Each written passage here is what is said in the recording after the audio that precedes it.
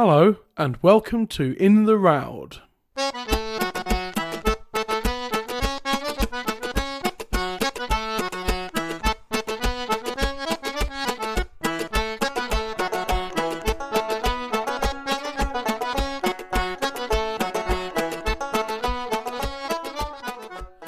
Greetings and salutations, dear listeners. My name is Matt Quinn and this is In the Roud, a folk song podcast. I'll be your host to guide you through the world of traditional folk song as we go through the Roud Index, one song at a time. Each episode will feature two guests, one providing an historical look at the song, while the other will be a singer from the folk music scene to talk about their own version of the song. If you're new to the podcast, or new to folk songs in general and are a bit unsure as to what the Roud Index is, fret not. If you go back to the very start of this podcast, you'll find an introduction episode where we get an explanation of what the Roud Index is from the man himself, Steve Roud. That's well worth listening to before diving into the episodes themselves. We're now in the middle of season 1 and this is episode 5. We're looking at the song labelled Roud 5, which is The Three Ravens. Later on, we'll hear from singer Rosie Hodgson, but for now, let's take an historical look at the song with Steve Gardham. A big welcome to the podcast, Steve Gardham. Hello. Hi there, Matt. Yeah, nice to be on. Great to hear all this sort of stuff. Love it. Great. Well, thank you for being here. How are you? Are you all right? Are you well? Yeah, fine. Just got back from London, so had a good time with the grandbairns and all that. Great stuff. Excellent stuff. Good to hear. So this is Roud 5, episode 5, Roud 5. We're talking about the Three Ravens. First of all, what's it about? What's the plot? If there is a plot, what is it? Yeah, I mean there is a plot. It's a very simple song, really. It's only got about 5 verses. And quick explanation. You've got the 3 ravens that sat on a tree, and they're looking for something to eat. Looking for when one of them says to the other, "There's down in a field, there's a slain knight, and with his hounds lying at his feet, and his hawks as well are flying around. So no foul dare come him nigh."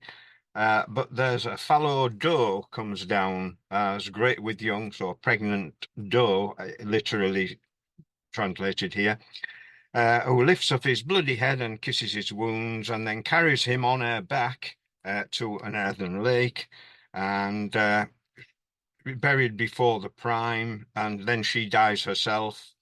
The final words, such hawks, such hounds, and such lemon sweetheart, that is, God send every gentleman. So it's a nice little song. It fits together well. How lovely. How lovely. Yeah.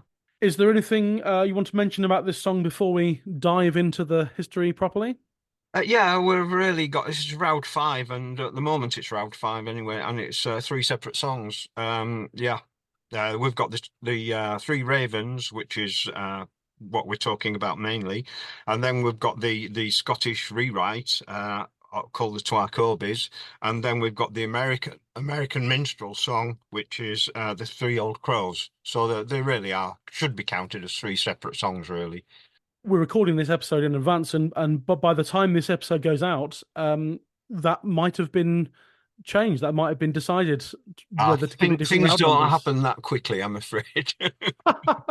Okay, there will have at least been a discussion. There'll have been a discussion, definitely, yes. Right. Okay, so there's that a few weeks ago, at the date of this podcast going out. So, Three Ravens. Was this a really popular song then? Quite widespread song? I would imagine it would have been. There's not a lot of indication of how popular it was, but I mean, Ravenscroft's publications, he was an organist at one of the big churches, St. Paul's or something like that in London, and he was very very high up in musical circles in London at the time. So yes, it would have been quite popular. And since then, of course, it's been very much anthologized. It's been republished of both those books and some of the songs in them, particularly The Three Ravens, because yes, it has been a very popular song. But it's not. But that would be in more elite circles rather than uh, being found in oral tradition amongst the general populace. Um, there is very little evidence of the song in oral tradition, actually. I'll come back to that a bit later. There are two. First of all, where did it come from? Well, it's Thomas Ravencroft's Melismata, which is a collection of songs mainly written by him, though that's my opinion. Some people think that it was a collection, he was making a collection. Personally, I think he wrote at least most of them, or rewrote perhaps. And that was Ravenscroft's Melismata was 1611, so right at the beginning of the 17th century. But there are two issues that I would like to go into. One is the origins, because there's been some controversy over that. And then I'd also like to go into something. We mentioned the doe. The sweetheart is mentioned in terms of a doe, and that has produced some controversy as well. Although I think most people realise nowadays that it's just another expression for a sweetheart is a doe in this case. And I've got some proof about that. But to go back to the origins, is that okay if I say Yeah, something about the origins now? Um, well, um, both Ritson and Bronson sort of paraphrasing Ritson, Joseph Ritson in 1790, he reprinted the song amongst many other people who reprinted it as well. He put it into one of his books. And in doing so, he said that he thought it was a lot older than 1611. That was his professed opinion. And Bronson doubled up on that. Uh, in fact, what it says in Bronson is no one who has studied it carefully will be likely to dispute this assertion. That's Ritson's assertion that it's a lot older than 1611. But I would like to dispute that for a start, because I think the evidence for it is very weak. The evidence is that they both present is that the ballad has some affinity with a much older carol, which is the Corpus Christi carol. And the Corpus Christi carol does indeed have within it a knight lying dead and his wounds are bleeding. And in some later, much later versions, you even get the idea of the hound licking his wounds. But my contention is that could be a commonplace, just something a coincidence. The fact that they both mention a knight lying bleeding, that's not, it must be fairly common in those early days. Also, there's the possibility that Ravenscroft himself was actually taking bits from other songs to make up his own songs, and he got that idea from, or that motif, shall we say, from the Corpus Christi carol. So there are various other possibilities there that still tell us that Ravenscroft himself wrote the ballad, wrote the song. And that's my opinion on it anyway. And I know it's going against two great names like Ritson and Bronson, but Ritson in 1790 and Bronson in 1959. But I found other places in Bronson as well where he tends to be a little bit, let's what was I say, like the people, the folklorists and antiquarians who are looking for things that aren't actually there. They've got this romantic notion of let's try and make this song a lot older than it is type thing, that romantic notion. And there was a lot of that going on, in various ages with the folklorists and the antiquarians in particular. So I think there's an element at least of that, and I think it's very possible that Ravenscroft did himself write the song. So that's talking about another aspect of the origins as well is this derry down chorus. Now the derry using derry and down in various combinations, as you will know yourself from Robin Hood ballads, it's very common as a chorus in Robin Hood ballads. It can be found in Tudor songs as well. It's something that's very well used. It occurs in some songs. In fact, I'll be giving another version in a moment that uses the derry downs in the chorus as well, but again from the 17th century, which sort of brings us on to the do motif. This idea that it says, where's it now? Down there comes a fallow doe, as great with young as she might go. Now, some people, some early antiquarians tried to sort of uh, put again sort of romantic notions on this and folklore and superstitious ideas in with this doe because sometimes there are deer and does that do a supernatural element into some of the one or two of the child ballads, and they've related this together. But I've got quite a few other examples of ballads from the 17th century that use the do, and one that I'm sure you will have heard of, everybody will have heard of because we sang it at school, and that is the version collected by Cecil Sharp, the keeper. The keeper would a hunting go, under his cloak he carried a ball, for to shoot at a merry, merry doe, along among the leaves so green, oh. That's And right. yeah, that's just one among several, and that is 17th century. I've got the original broadside here somewhere. Let's have a quick look. But it's called The Huntsman's Delight, or The Forester's Pleasure, and even in the even in Cecil Sharp's fairly anodyne section, it's still pretty obvious that it's a sexual thing. These does are Right. females being chased by the hunter, and it's got quite a lot of verses as The Huntsman's Delight, and the keeper is obviously came from. If I just read one of the verses. The first doe he shot and missed, the second doe he clipped and kissed, and they laid them down where no one wist, amongst the leaves so green. Oh, and it goes on like that, and it's Well, obviously a yes. sexual one in that case. But again, it's using a doe as a female. And another one is a ballad called John Robinson's Park. And again, it's got this sort of sort of hidden idea of sexuality, and you've got the let's let's find one. Within thy park, love, thou hast a poor doe to hunt at thy pleasure, full well thou dost know. Then take thou thy fill to content thy mind, and I pray thee, sweet honey, be loving and kind. And that's his wife saying he's got a doe at home that he can hunt, and he doesn't need to go off hunting all these wild does. So the doe itself is very definitely just another way of saying a female is a sweetheart. Right. Okay. Yeah. Sure. Okay. Right. Is there anything else that I might have missed out on the Three Ravens? Oh, by the way, in the Keeper, you've got that Derry Down chorus again, a different Derry Down chorus, but the Oh, so you have. so hey down, ho down, Derry, Derry down, among the leaves so green. Oh, so you've got that. That is a very common sort of set of words that interlock in different songs of that period and later as well. Derry down. So was this quite a common song across the British Isles, or did it travel as well to internationally? You mentioned America earlier. No, as far as I know, it will have been known in America because it was anthologized, but not so much in oral tradition though.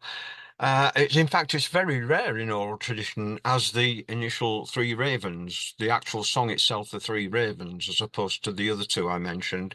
It is very rare in oral tradition as such. In fact, I only know of three versions, and they actually date from, they were collected round about 1850, although one of them was collected in the 1820s. And they all three of them date from around about 1800 up to about 1820 because they sort of give a retrospective sort of date from who the original singer, where the original singer learnt it, or when the original singer learnt it, around about 1800 up to 1820. And what we've got is we've got one that appeared in Notes and Queries, the magazine Notes and Queries, and that came from Lincolnshire, from the Peacock family, or sort of antiquarian collectors. at that time. That's probably the better version, I would say, the fuller version. Then you've got a similar version by Crawford. That's who was the one of the collectors who was sending to Motherwell to William Motherwell, who provided him with a lot of his ballads, and that would be in Perthshire. And then the third one was collected by Frank Kidson and appears in traditional tunes, but that's a little bit more fragmentary. Although, if you look at all three versions, they all show significant differences from the original. And although there are differences between the three, they all have text in common, which is slightly different to how it's expressed in the original. So what I'm suggesting there, I'm trying to demonstrate that they must, all three of those versions must derive from a single version, as they have so much in common, but that isn't the original. So what I'm suggesting there is during the 18th century, somebody must have written a new version, and that version went into oral tradition round about the probably end of the 18th century. The original Derry Down chorus was still there, but in a slightly different form. So there are differences. Um, I would guess that they probably came from a broadside or some other printed piece, probably maybe in a theatrical piece, something like that. And so those are the only three. It doesn't. It didn't exist in oral tradition uh, when it came to the well, Kidson obviously collected it around about 1890, but after that, there's nothing on that particular song. Right. Okay. So what about printed then? Was it did it get printed up as broadsides and things I at haven't all? seen any broadsides. No, I think it was higher up the scale than that. I think it was printed in anthologies for richer people. I don't think it was put out on the very cheap street literature. I've not seen a version on street literature anyway. It was re-anthologized in things like Chappell's Popular Music of the Olden Time, and Ritson, as I've already said, he printed it as well. So it was in collections like that where it was being taken as a very old song and appearing in these sort of collections rather than being printed on street literature. Right. Okay. Sure. Yeah. So then, how has since those earliest incarnations, going back again, how what's been the development of this over the centuries since? Well, one of the major developments was a rewrite in the probably toward well, it must have been towards the end again, towards the end of the 18th century. The Scottish literati and a lot of the nobility and people like well-heeled people like priests and their wives, that sort of thing in Scotland. They were taking ballads from here, there, and everywhere, and actually writing their own ballads as well, and taking things like from old British broadsides, from Danish ballads, ideas like that, and writing them in Scots, putting them into Scots. And I think it's fairly safe to say that when the Twa Corbies came to Sir Walter Scott, who published it in the Minstrelsy of the Scottish Border, it had been sent to him by somebody from a lady. Now, by a lady in that sense, I think it means a lord and a lady, that sort of meaning of lady.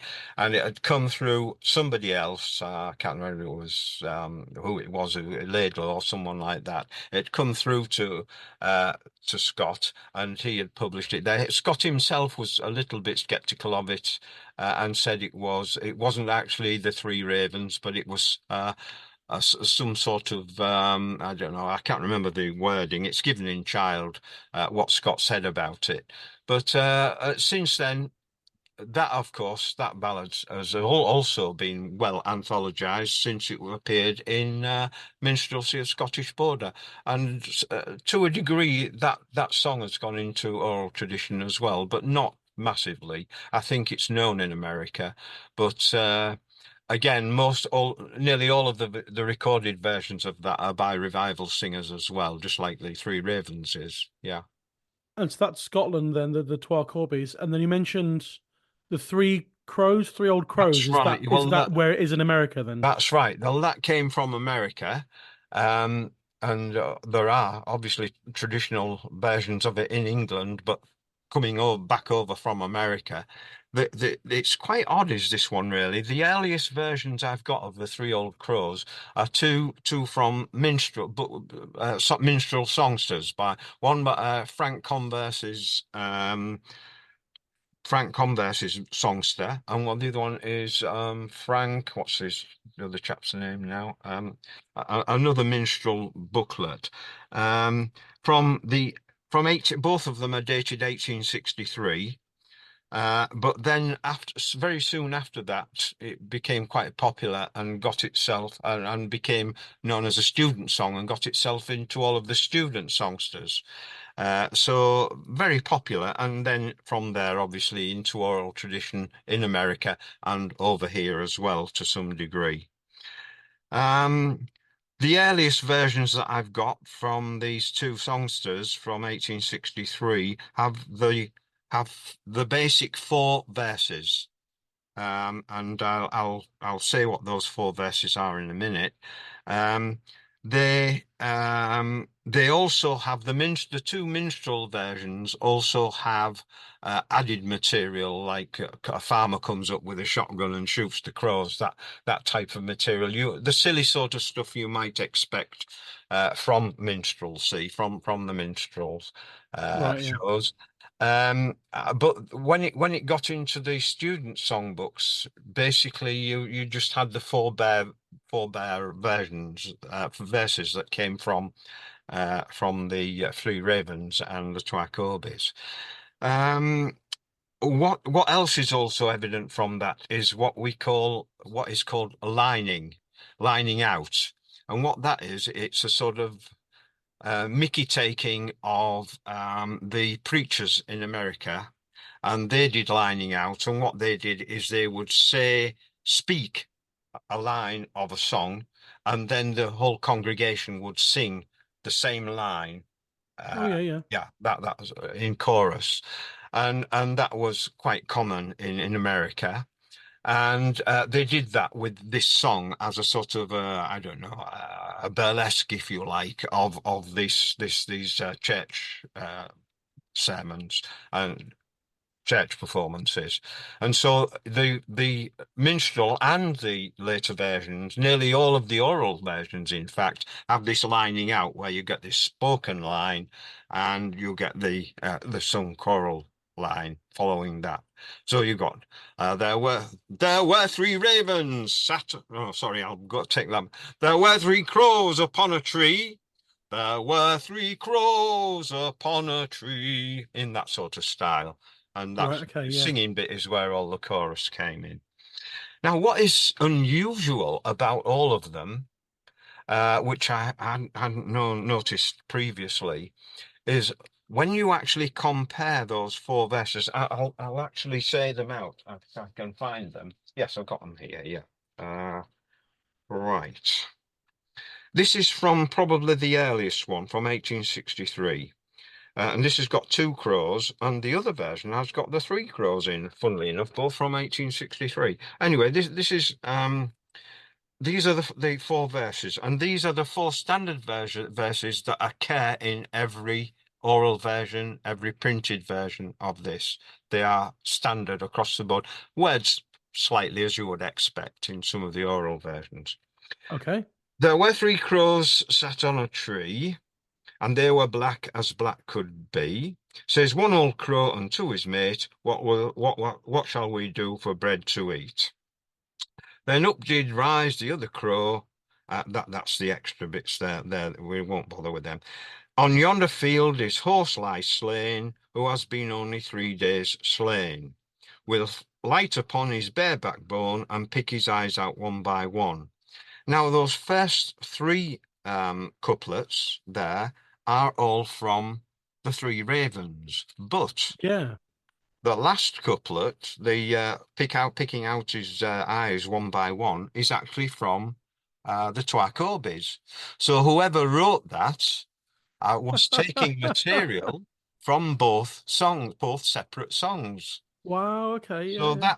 that I find that very interesting. So, and now what we've already said is that both of those early songs were much anthologized.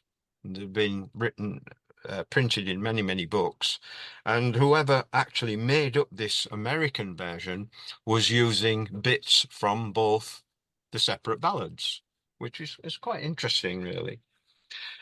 Yeah, so that's more or less about it, what I've got written down. But if there's anything else you can think of that No, I think cover. that's good. So you mentioned a sort of lack of oral sources for this. Does that mean, you know, are there any actual recordings out there of traditional singers singing the Three Ravens, such as it is? None whatsoever, as far as I know. Any thoughts on why that might be? Yes, well, if we go back again, as I said earlier, it really was only printed in, elite books. Oh yes, yeah. It wasn't printed on broadsides. I mean, nearly every song that you're going to come across in the Roud Index was printed on broadsides at some point. Some of them over many centuries. Wow. Yeah, but not this one. No, no, Yes, because the only sorry, you can't recommend any recordings this one then, but not of traditional singers. No. as we normally do in this section. But I will mention a couple of English traditional singers who did sing and were recorded singing the Three Old Crows, Yeah, which Fred, I've was heard many times. yeah, Fred Jordan, brilliant singer from Shropshire, and then Bob Lewis from Sussex as well. Both had that song in their repertoire, and that's almost all I could find. I'm sure that does turn up elsewhere. I didn't do an exhaustive search, but my preliminary search found those two. So I've come across people. I can't think. I think I have one recording amongst my own collecting because I did a lot of collecting in the local area in the 1960s, and I think I have one person singing it somewhere. So nice. it's widespread, even though it's originated in America. It's quite widespread. But quite a few of our ballads actually came from America, came back from America. They went across to America originally, and then came back in a different format and were sung like "Died for Love," for instance. Absolutely, Yeah, yeah. We know that songs went over there. It seems silly to assume they didn't come back yeah, again. yeah, quite, yeah. Yeah. So, okay. Well, that's yeah. We might as well leave it there. I think that's covered everything for the in the short space of time this format allows. Um, yeah. Thanks very much for that. We'll see you in a few weeks' time for your other appearance in this season. But for the time being, Steve Gardham, thanks very much. Thank you. And there we are. That's the historical side of the Three Ravens. A huge thanks again to Steve Gardham. We're now at the halfway point in the episode, so as usual, we'll just take a minute or so to listen to a few snippets of different versions sung by traditional singers. As Steve mentioned, there just aren't any recordings that we know of traditional singers singing the Three Ravens, but we do have a couple of recordings of the American version sung by English singers. So what you're going to hear now is a snippet of Three Old Crows sung by Fred Jordan and Three Crows sung by Bob Lewis. Now 3 old crows sat in a tree, and they were black as black could be, and they were as black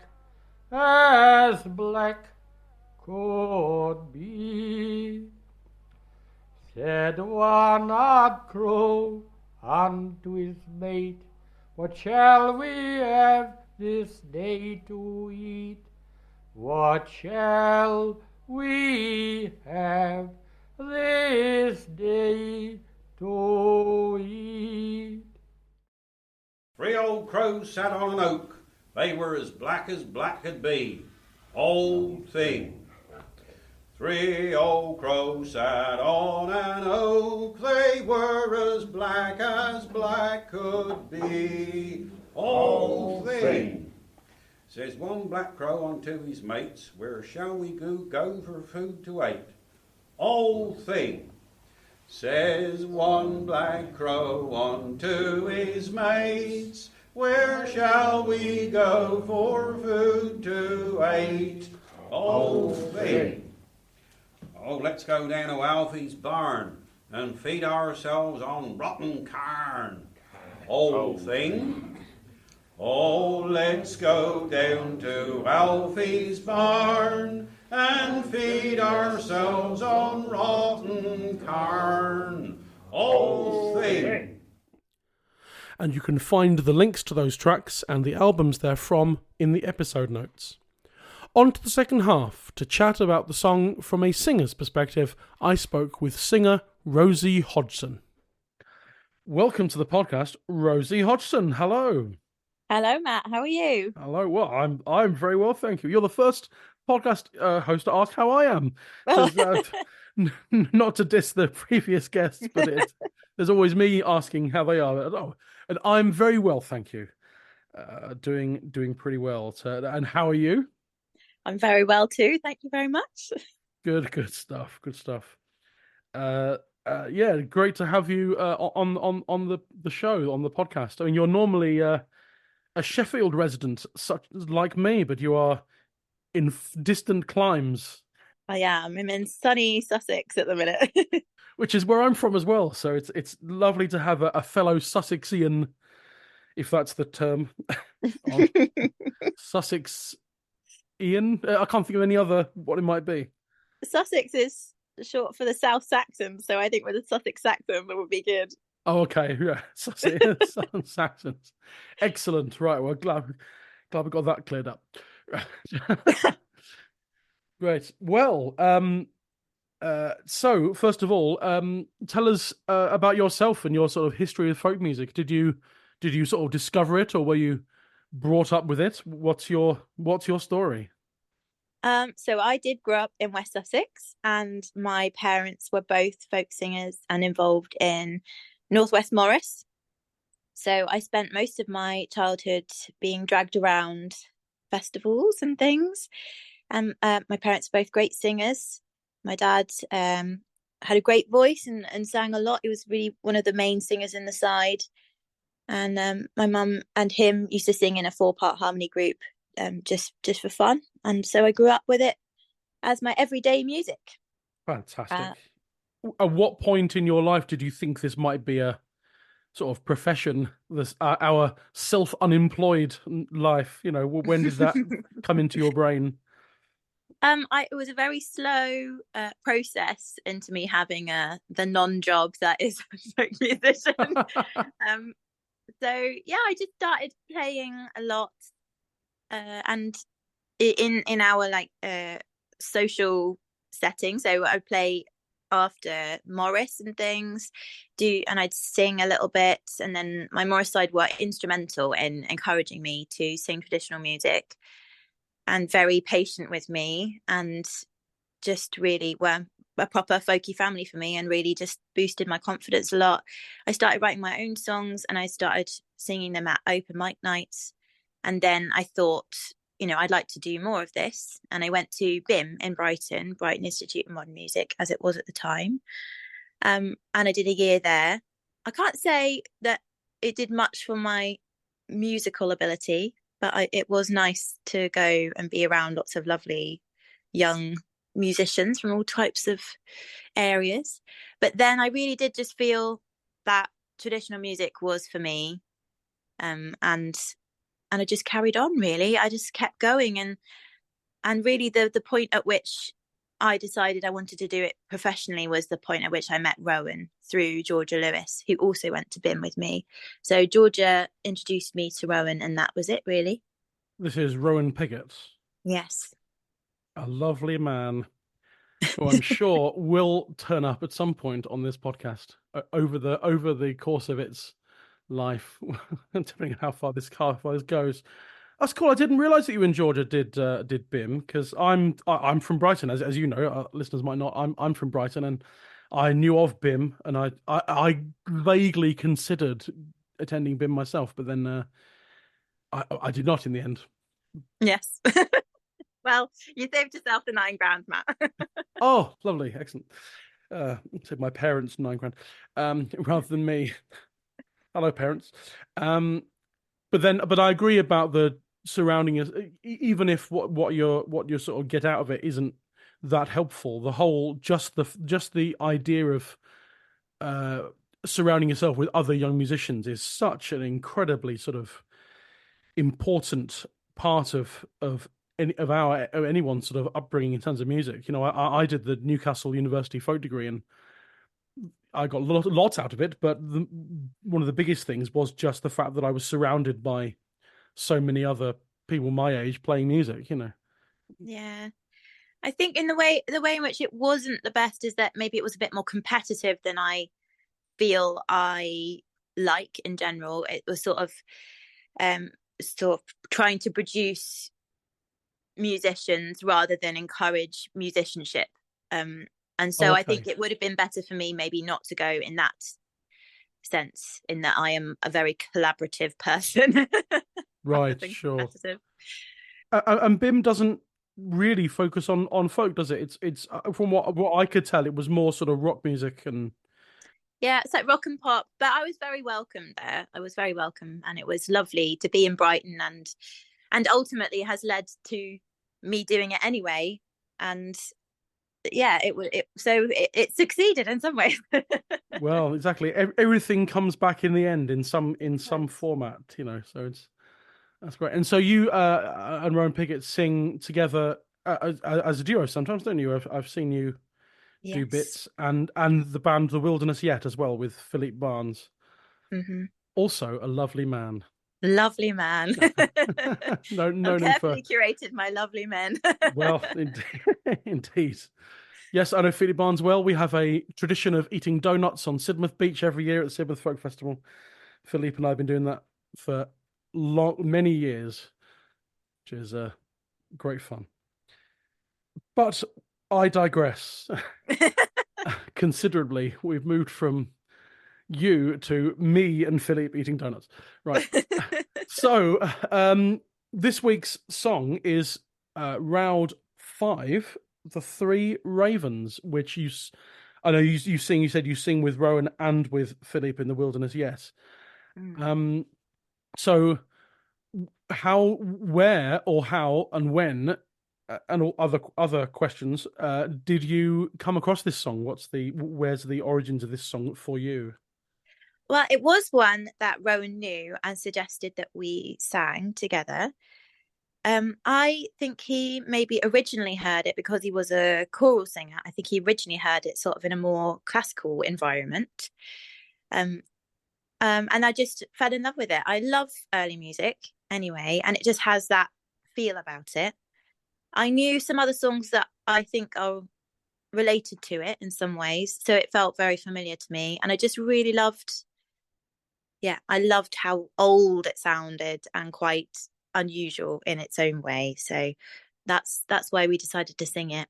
And then when we went to arrange it, I think Rowan does sing a bit in the version we do together. He does sing a bit in the end, but he plays the fiddle, and he sort of added a lot of very fancy trills and lots of sort of quite early sounding accompaniment. So it does have that kind of early vibe to it. And then Philippe, when he just came to do it with us, he plays the flute. He's an excellent flautist.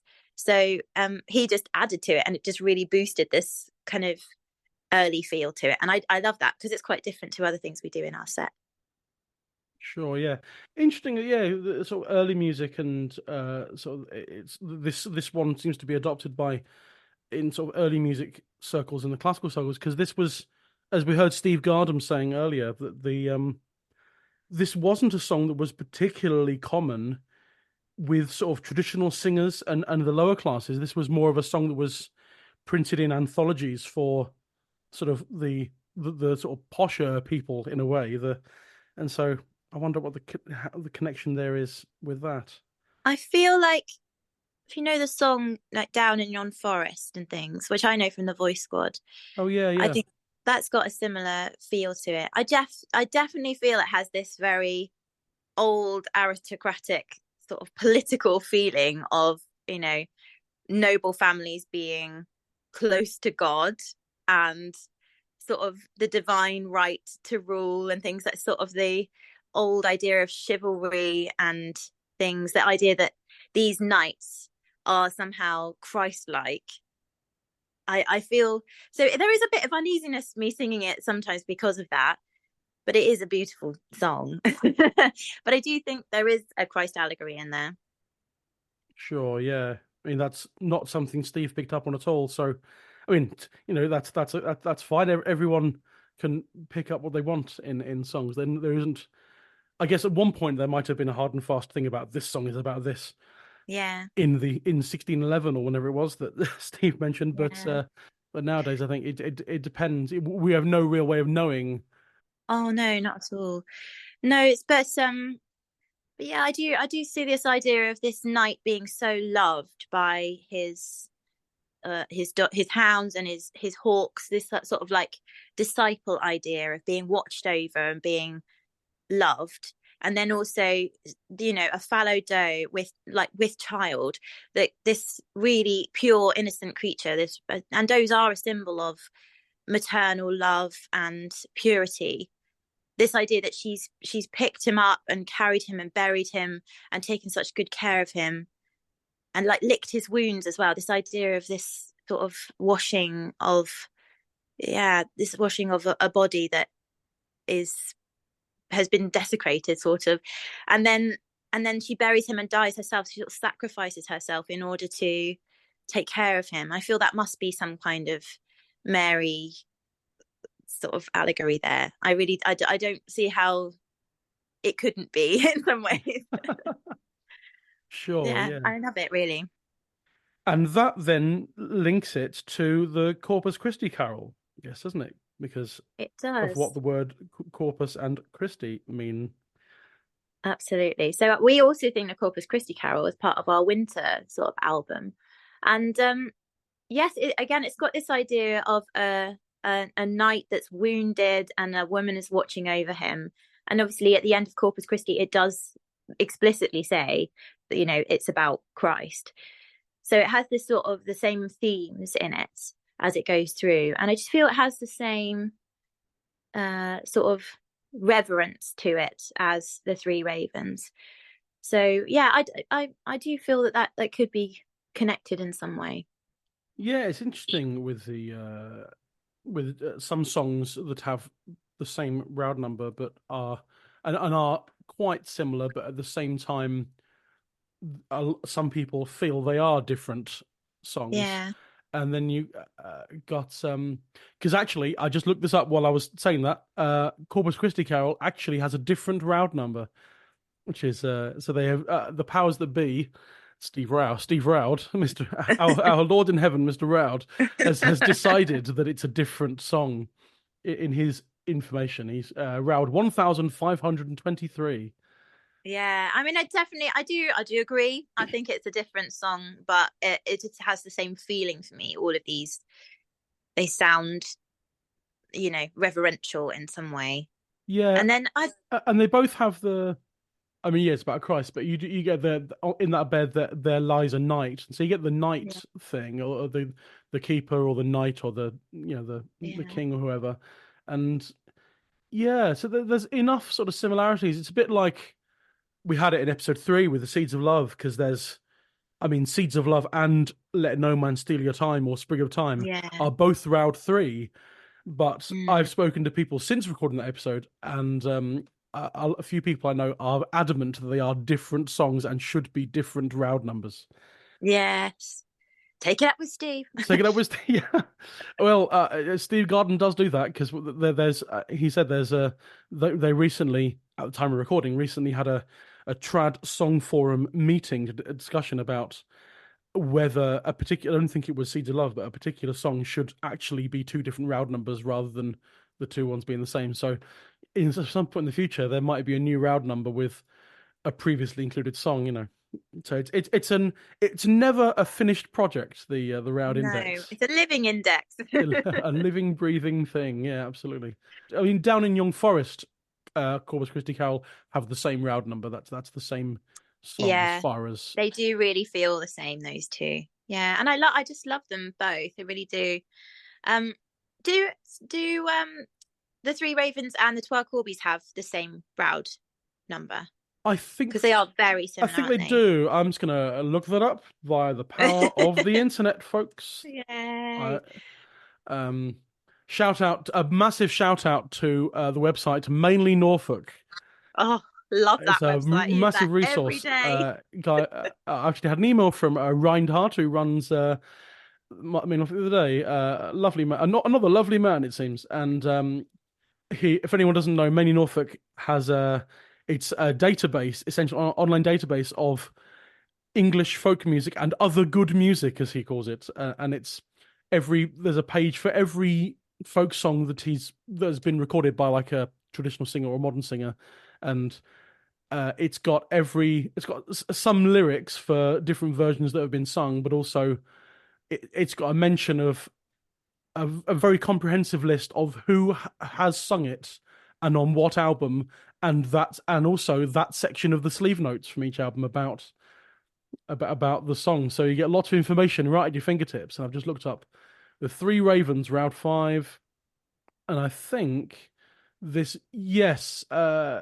certainly the Three Old Crows and the Three Crows is included as the same Roud number. And I think 12 Corbies hasn't actually turned up there.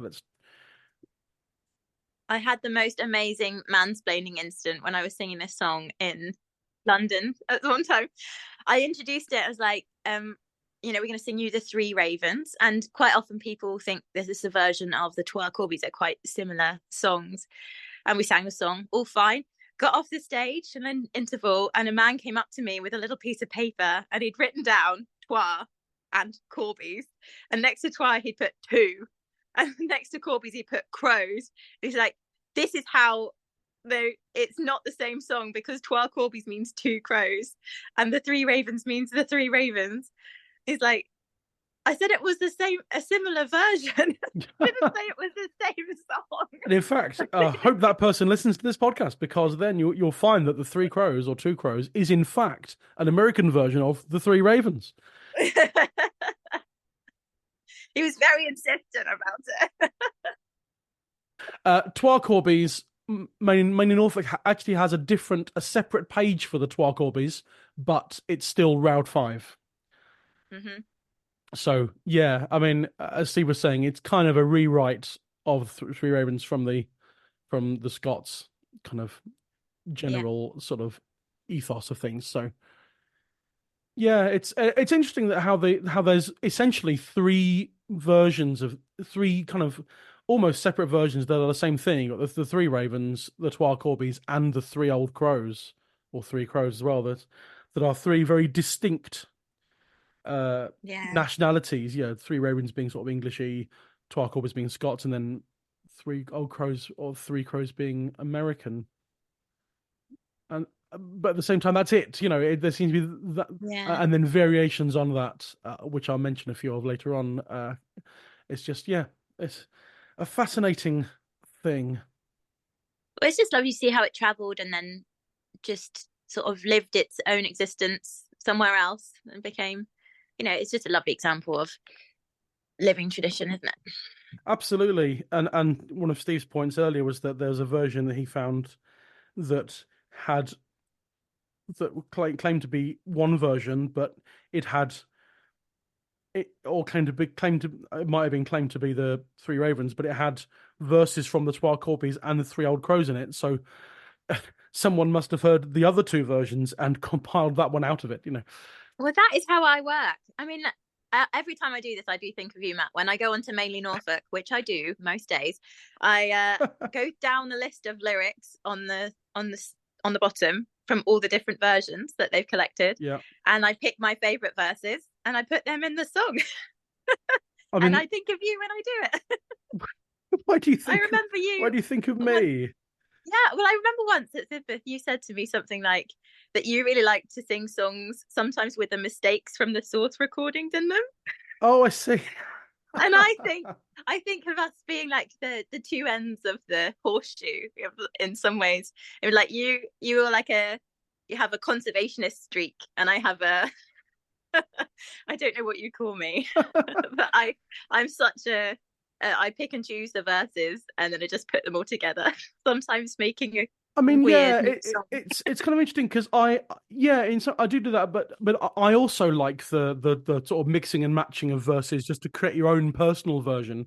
I've done that myself as well, but my point about the mistakes thing is not necessarily mistakes, but I'm very keen on the idea of obviously of sort of moving forward with things, but also looking back at what came before and these traditional singers.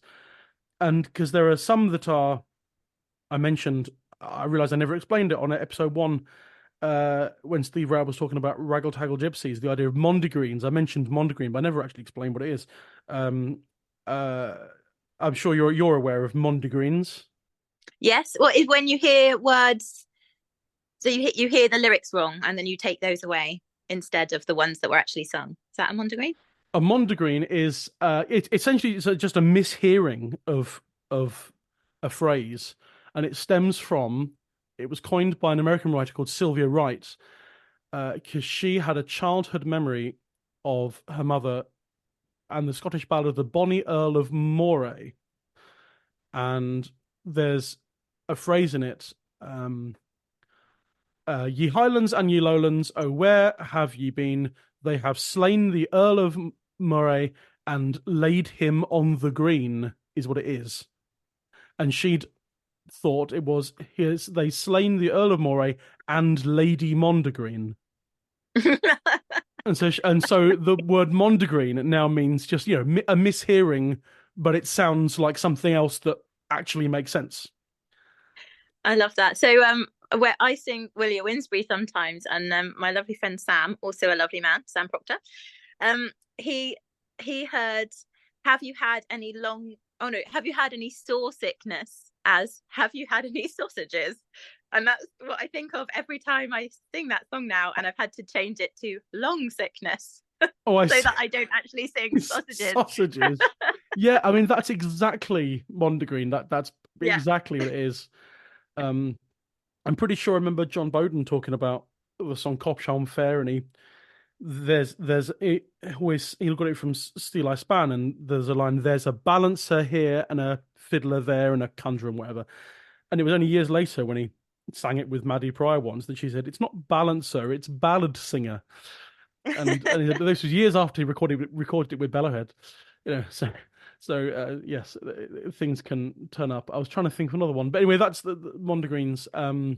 I completely agree with you, though, that is the magic of it, isn't it? So yeah, to go back and listen to what people might have sung, and then see what it's become, the sort of like Chinese whispers of yeah, exactly, of getting to the end of the line and like, well, that's not what that line was originally. So there is magic in that. It's that you can see the whole evolution of a song like that. Yeah, and I love the sort of the idiosyncrasies of the songs. Sometimes from you might have a song from a particular singer that does a particular thing that no other version does, and I'm very keen to keep that in. Or if one bit by accident doesn't rhyme, and I know people who are very much like it must rhyme, and they've rewritten it so that it rhymes. Me. But is that you? Is it?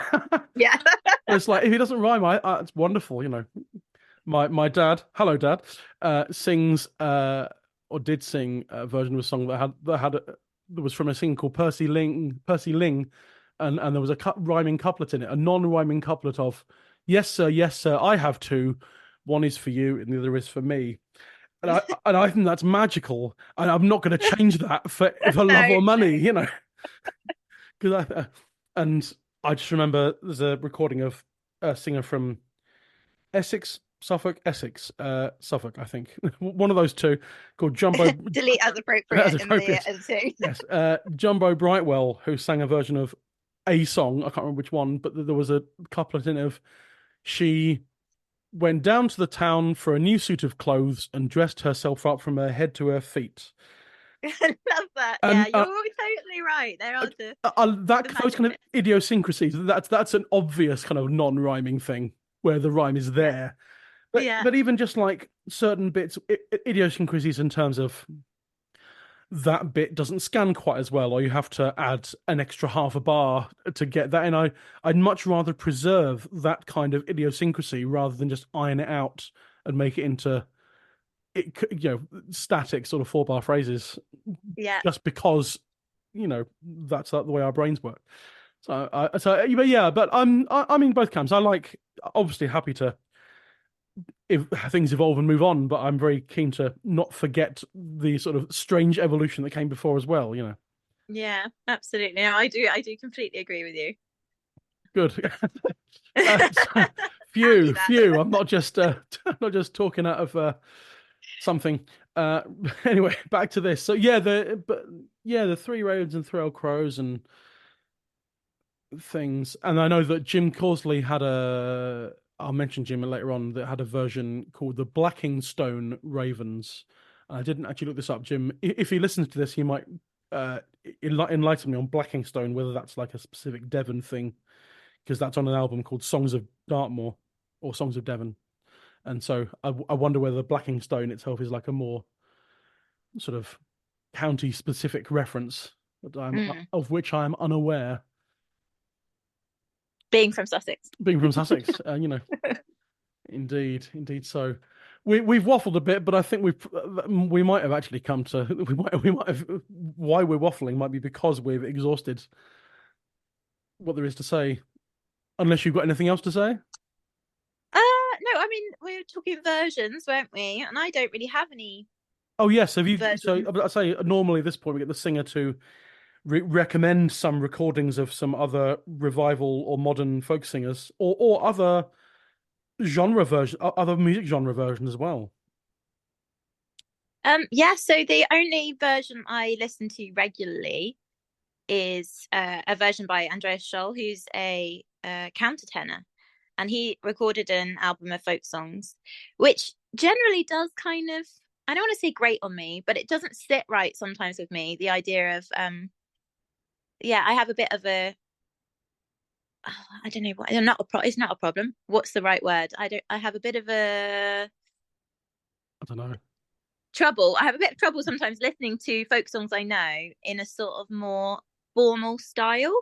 And that kind of slightly more sort of classical singing style. Yeah, but I love Andreas Scholl's voice, and I'm sure lots of other people sing this as well. It's just he happens to be the one I'm aware of, but it is a beautiful version, and it does have that sort of early music thing about it, but in another way. So it's this very formal, trained singer singing this song that I know as a traditional folk song. So it's lovely to hear that version of it.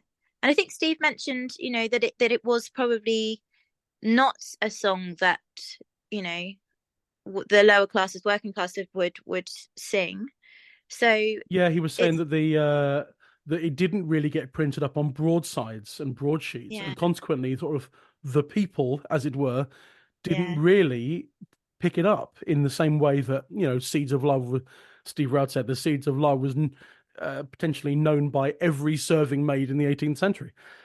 Absolutely, but it's not for them, I suppose, is it? Because it has got this idea of this noble person, this aristocrat being, I think, Christ-like, and I think if I was a peasant at the time, perhaps that is not what I would think about knights and aristocrats. So it hasn't really got anything in there for them.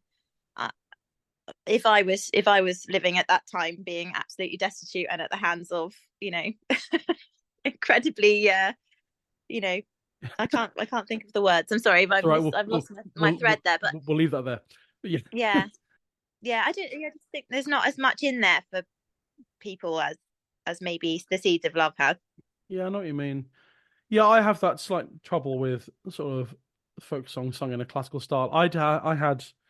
I did my A-levels in the music college in Lewes in Sussex, and I had several battles with a singing teacher over how I should sing folk songs, or how I should just sing in general, and with more round tones and all that, not the head voice and all that sort of things, and I did grade 8 singing, which was nice, but you have to sing a folk song as part of the graded singing exams, and I sang one, but I sang it in what I would call my normal voice.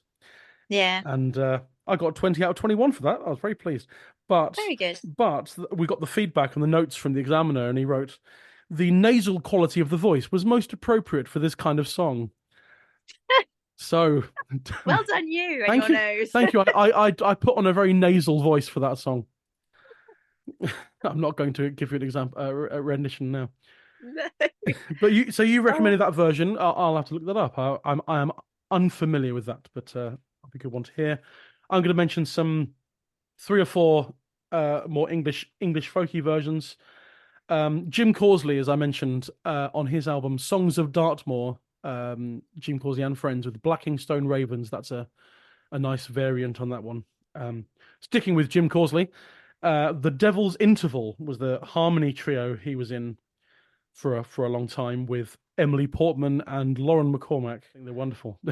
I've not heard them. I'll look them up. That's a good recommendation. It's an album called Blood and Honey that they did back in about 2006 or 7, because they were in the first group of graduates from the Newcastle Folk Degree, and that's where they met. So, Oh, right. they were, and Emily Portman's now a Sheffield resident. Hurrah! So that's great as well. Hi, Emily.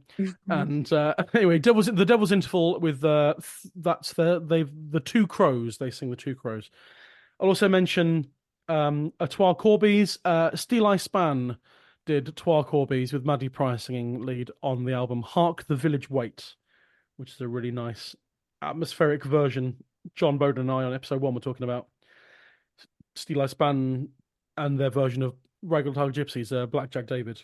And it's all Blackjack Davy.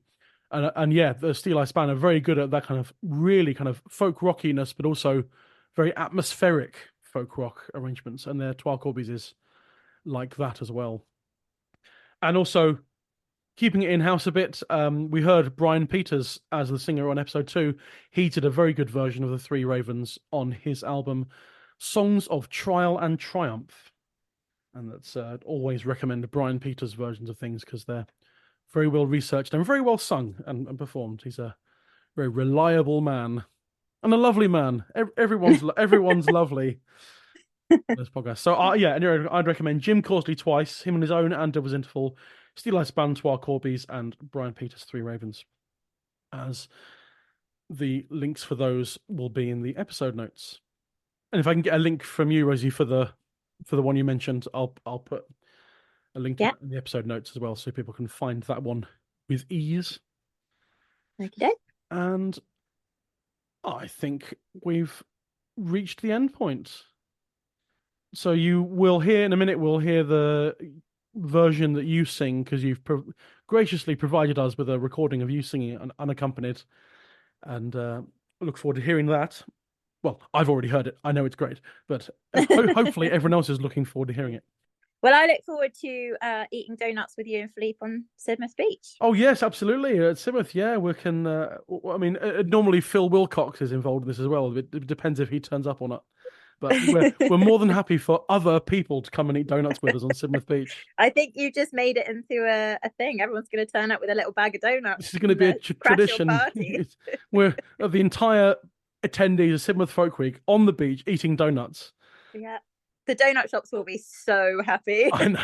That should be the start of the week. Donuts on the beach, and the week ends with the fireworks and the parade. I mean, donuts should be how you start Sidmouth Folk Week, I think. Yeah, start as you mean to go on, Matt. Ice cream and donuts. Yes. What's this diet I've been on since last June? It stops at Sidmouth while I eat donuts and pizzas. Anyway, we're digressing into Sidmouth Folk Week, but we'll see you at Sidmouth then. But I'm sure I'll see you up in Sheffield before then anyway. But that's the end, I think, of our chat about the Three Ravens, Twa Corby's, Three Crows. Rosie Hodgson, thanks very much. Thank you, Matt. There were 3 ravens sat on a tree. Down it, down it, down it, down. They were as black could be, with a down. The one of them said to his mate, "Oh, where shall we our breakfast take?" With a down, derry, derry, derry, derry, down, down. Down in yonder green field, down it, down it, down it, down. There lies a knight slain under his shield, with a down. His hounds they lie down at his feet, so well do they their master keep. With a down, derry, derry, derry, down, down. His hawks they fly so eagerly, down it, down it, down it, down. There's no fowl that dare come near he, with a down. And yonder comes a fallow doe, as great with young as she might go. With a down, derry, derry, derry, down, down. She's lifted up his bloody head, down it, down it, down it, down, and kissed his wounds that were so red, with a down. She's got him up upon her back, and carried him to an earthen lake, with a down, derry, derry, derry, down, down. She buried him before the prime, down it, down it, down it, down. She was dead herself ere evensong time, with a down. God send every gentleman such hawks, such hounds, and such a leman, with a down, derry, derry, derry, down, down. And there we are. That was Rosie Hodgson singing The Three Ravens. That brings us to the end of this episode. What do you think? What are your thoughts on the song? Does anyone have any thoughts on whether they prefer the Three Ravens, the Trois Corbies, or Three Old Crows? I'd love to hear from you. Drop us an email at intheroud@singyonder.co.uk or visit us on the various social medias. Just search for In the Roud, a folk song podcast. If you're enjoying the podcast, I'd very much appreciate it if you would give us a little rating and review on wherever you get your podcasts from. That really helps the podcast to reach a wider audience. One last huge thanks to this week's guests, Steve Gardham and Rosie Hodgson. Join me next week for episode 6. We'll be looking at Roud 6, which is the ballad Long Lankin. My historical guest will be Vic Gammon, and my singer guest will be Gemma Kawaja. That's it from me. Stay safe, be well, and I'll see you next time in the Roud.